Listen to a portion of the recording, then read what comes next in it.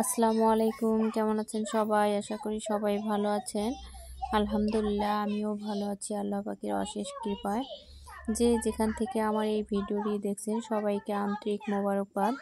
Please চ্যানেলটি subscribe করবেন, আর যারা করেছেন অলরেডি তাদেরকে অসংখ্য ধন্যবাদ। আজ যে সম্পর্কে ভিডিও বানাবো সেটা হচ্ছে, আমরা সবসময় চলাফেরা করি যানবাহনে, আর এই যানবাহনের দুর্ঘটনাটা প্রায়ই দেখা যায়।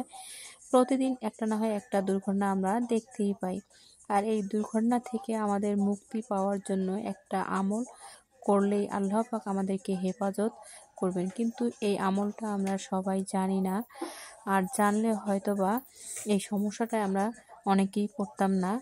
সেই আমলটাই আজকে বলবো, যেটা কোনো যানবাহনে উঠে পাঠ করলে যতক্ষণ পর্যন্ত ওই যানবাহন থেকে নামবে না ততক্ষণ পর্যন্ত আল্লাহ হেফাজত করবেন। সেই আমলটি হচ্ছে ইয়া নাফিউ। এই পাক নামটি যানবাহনে আরোহণ করে পাঠ করতে থাকলে সকল রকম বিপদ আপদ হতে মুক্ত থাকবে।